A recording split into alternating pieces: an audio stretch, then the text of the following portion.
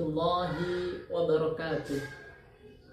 Bismillah, alhamdulillah, la hawla wa la quwwata illa billah, wassalatu wassalamu ala rasulillah, amma ba'du.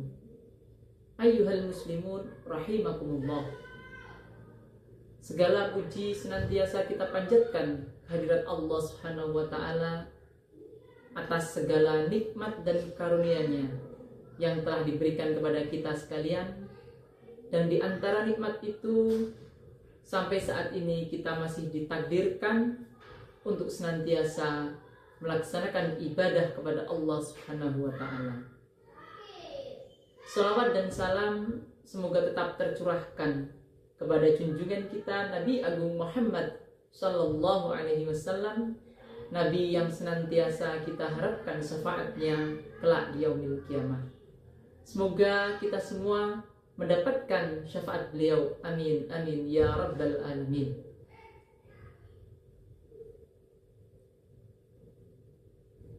Para pemirsa yang dimuliakan Allah, melanjutkan kajian kita dalam kitab As-Siyam tentang Fadhailus Siyam. Bismillahirrahmanirrahim. Ats-tsalitsatu, keutamaan yang ketiga, as-siyamu maqamun munifun, puasa memiliki kedudukan yang mulia, wa mansabun darajatun, dan memiliki derajat yang luhur. Lidzalika adzafahu Allah Ta'ala ilaihi idzafatat tasyrifin. Oleh karena itu Allah menyandarkan puasa kepada Allah, karena dengan tujuan untuk menunjukkan bahwa puasa itu memang dimuliakan oleh Allah. Sebagaimana firman Allah, illa shauma fa innahu li, ma'annal a'mal as-shalihatu kulluha lillahi ta'ala. Allah dalam hadis kemarin kan dikatakan illa shauma fa innahu li. Sebagaimana yang kita pahami bahwa semua amal soleh itu mestinya ditujukan untuk Allah. Fadalat hadir idhofah ala tasyrifin khosin, tetapi khusus dalam puasa ini Allah mengatakan illa shauma. Berarti dalam permasalahan puasa ini ada pengkhususan. Kata Allah illa shauma fa innahu li. Kan kalau kita melihat hadis yang kemarin itu Allah mengatakan bahwa ada pelipat gandaan, tapi kemudian Allah mengatakan illa shauma fa innahu li, berarti puasa itu dikhususkan dalam konteks ini. Ma'a walil ulama'i fi wajhi dzalika aqwalun kullun minhum takallama an dzauqihi aw fahmihi. Nah, terkait dengan hadis ini ulama memiliki beberapa pandangan. Di antaranya faqailun inna syiyama laisa fi hadzan lis-shaimi fa kana lillahi ta'ala wahdahu. Kata sebagian ulama bahwa maksud dari hadis illa shauma fa innahu li ini adalah bahwa dalam ibadah puasa itu tidak ada bagian untuk manusia atau untuk yang berpuasa, tetapi permasalahan puasa itu hanya untuk Allah.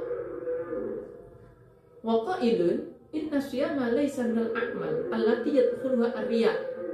Kata pendapat yang lain mengatakan bahwa maksud dari hadis ini adalah inna syiyama laysa minal a'mal allati yadkhuluha ar-riya, bahwa dalam permasalahan puasa itu tidak mungkin dimasuki riya. Alasannya li'annahu niyatun wa imsakun 'anil muftirat, karena yang namanya puasa itu adalah menahan diri dari hal-hal yang dapat membatalkan puasa. Fahuwa khalisun lillahi ta'ala. Oleh karena itu puasa menjadi murni semata-mata untuk Allah. wa thammata aqwalun ukhra taraktuha khaufal ihami awisami. Kata Kim Sonef, masih banyak lagi pandangan-pandangan ulama terkait dengan pemaknaan illa sauma fa innahu li. Jadi jelas bahwa puasa memang betul-betul dimuliakan oleh Allah, sampai-sampai Allah mengkhususkan bahwasanya puasa itu hanya diketahui oleh Allah. Ar-rabi'atu, keutamaan yang keempat, al-mala'u alladzina hum indallahi minal malaikati wa ghairihim alaihimussalam yashumuna khulufa famis sha'im ay riha famihi atyabu min rihil miski. Keutamaan yang keempat bahwa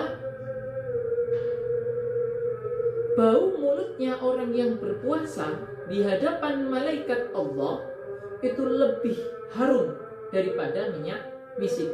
Qala sallallahu alaihi wasallam, walladzi nafsi biyadihi la khulufu fami shaimi atyabu indallahi min rihil miski. Kata Rasulullah, demi zat nafsi biyadihi yang aku ada di dalam genggamannya, la khulufu fami shaim atyabu indallahi min rihil miski, maka sesungguhnya bau mulutnya orang yang berpuasa itu lebih harum menurut Allah jika dibandingkan baunya minyak misik.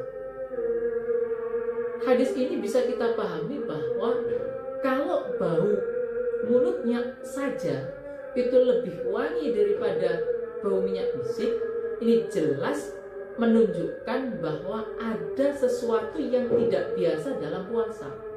Kalau kita mengibaratkan, ketika kita misalnya buat pengibaratan, itu selalu saja pengibaratan itu dengan bau-bau harum itu menunjukkan bahwa sesuatu itu istimewa. Nah, kalau bau mulutnya orang yang berpuasa saja ini istimewa, apalagi orang yang melakukan puasa tentu mendapatkan keistimewaan. Nah, tentu keistimewaan itu disebabkan karena puasanya. Karena kan kalau kita lihat kan fami shaim, bau mulutnya orang yang berpuasa. Jadi bau mulut itu disebabkan karena ada perbuatan yang dilakukan, yakni melakukan ibadah puasa. Jadi kalau kita melihat, saya memahami secara sekilas bahwa konteksnya di sini adalah tentu ada kemuliaan yang ada dalam bulan yang ada dalam ibadah puasa, sehingga orang yang berpuasa bau mulutnya saja itu lebih harum. Oleh karena itu, ini sekali lagi menjadi pelajaran bagi kita bahwa puasa itu betul-betul dimuliakan oleh Allah.